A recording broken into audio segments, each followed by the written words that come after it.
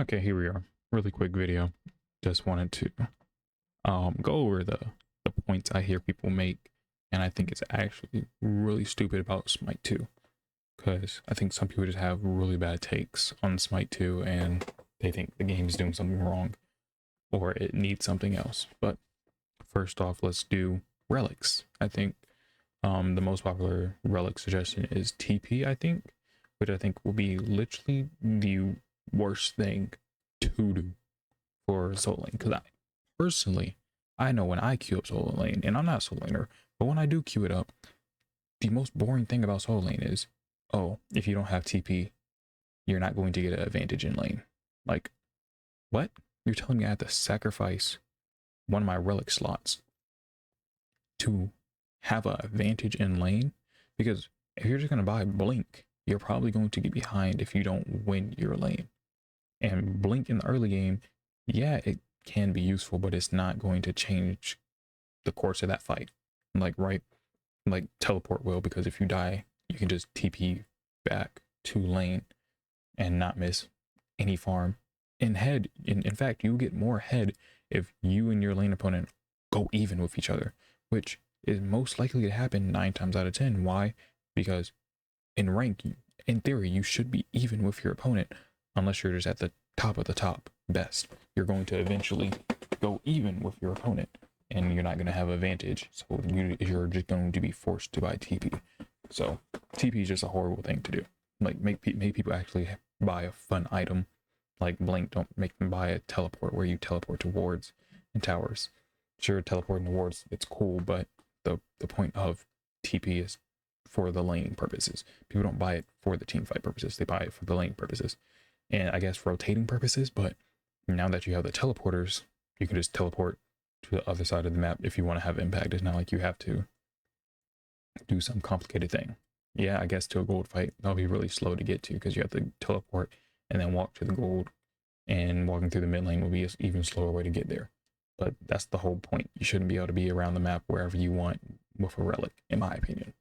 They get dumbs down the game, makes it less fun because it's just, oh, their teleporter, their solo had teleport, so they win the team fight.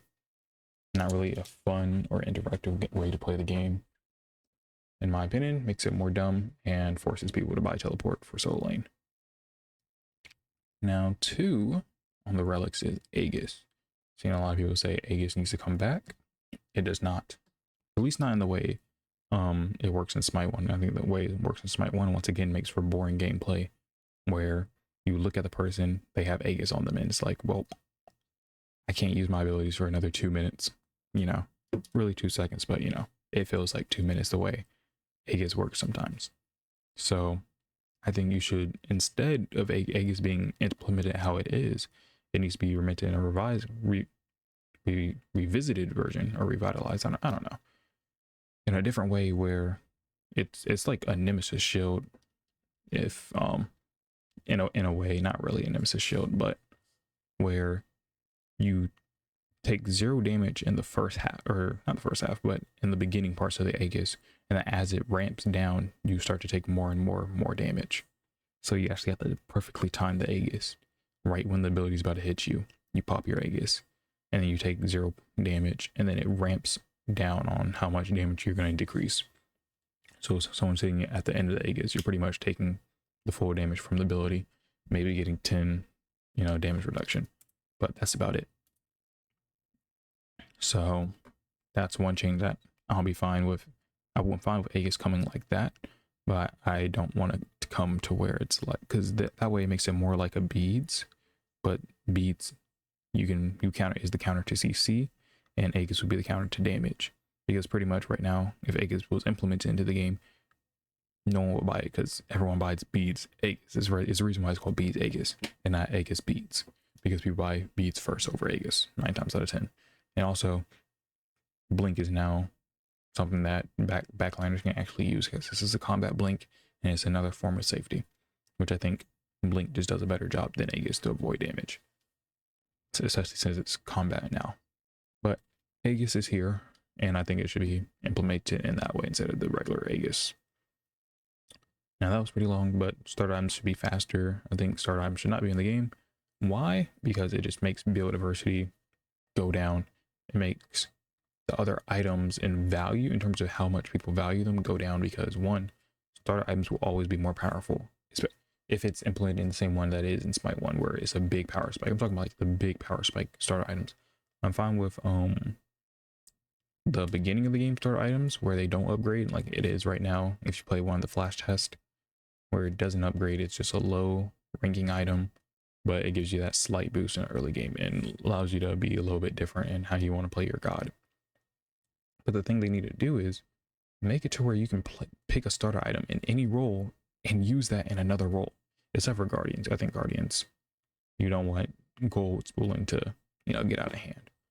But make it to where it's okay for me to buy, if I'm a mid laner, a carry or a solo one or a jungler one, and it actually is useful, not just well, it's I wouldn't go that, you know, like why you would never go Bumba Spear in the mid lane, because you're never clearing jungle camps, pretty much, besides the mid RPs. And because the stats are so bad, you're just going to be outclassed in terms of wave clear. So I think that's one thing they should change.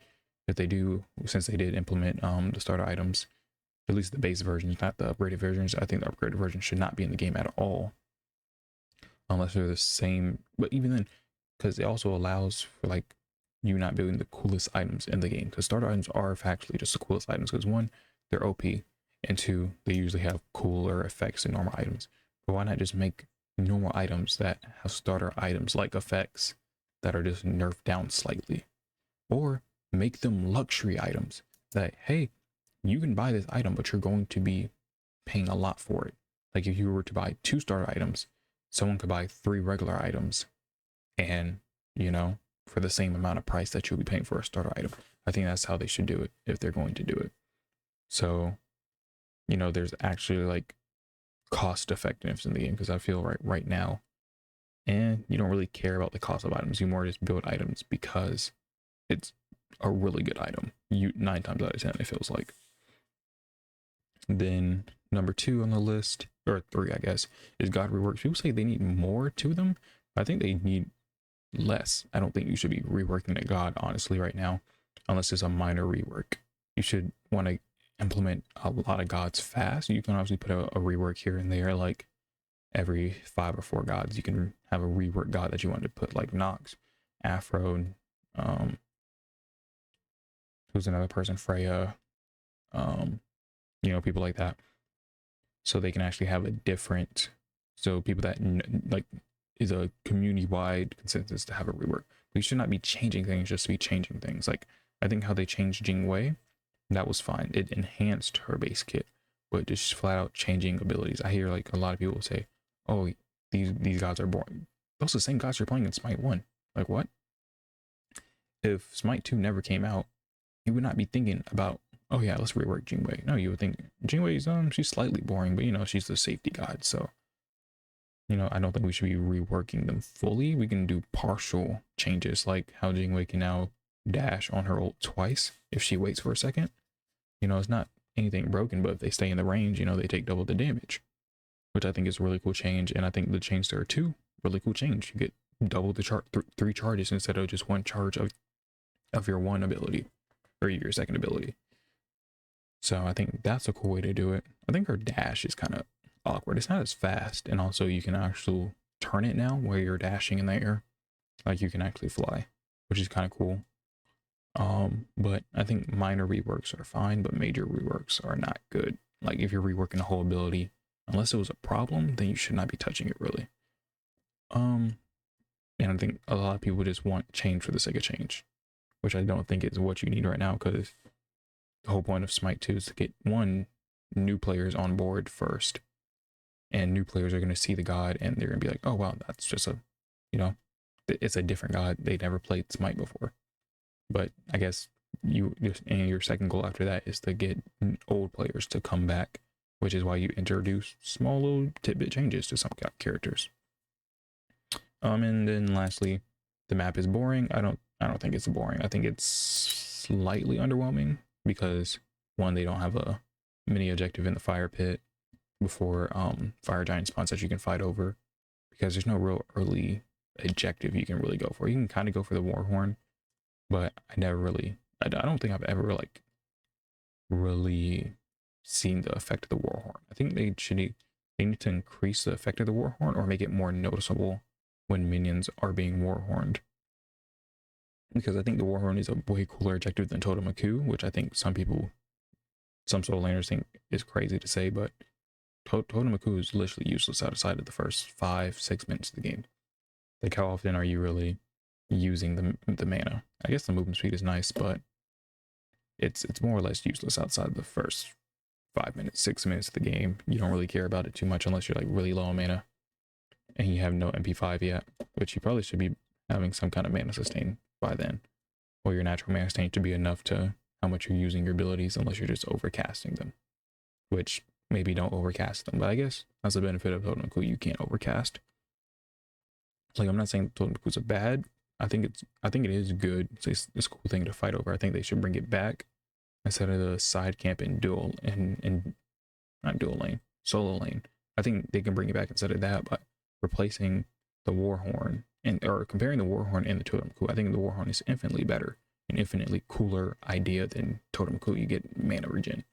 You actually get the Oni waves with the Warhorn now instead of some MP5.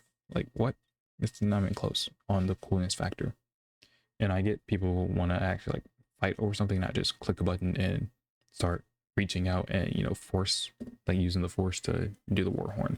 But one, I think that's a way better idea than just standing in the ring, because if you have ever played jungle, mid, or support, and you know standing in the beacon is one of the most boring things, because one, you can't farm, two, you're not doing anything, you're very susceptible to gank, so you don't feel comfortable when you're standing in the beacon area. You're just doing it just because you know you're gonna get team-wide gold and a little bit of extra damage on the towers. So I think that's just a worse way to do it, unless you're gonna make it go faster. But if you can make it go faster, then it feels like, oh, you have to be there at that exact time, which I'm fine with. That makes sense. But because no one likes to stand still for like 5 minutes, right? I think the beacon takes 20 seconds to do, or 15 seconds, 10 seconds, something like that. A ridiculous amount of time if you're doing it but solo. But I think the Warhorn idea is really cool. I don't know where people are getting Totemaku has a cooler effect than empowering minions and actually having a team-wide effect than just MP5 and a little bit of movement speed. But yeah, that's it for this one. A little bit of a ramble, but it is what it is.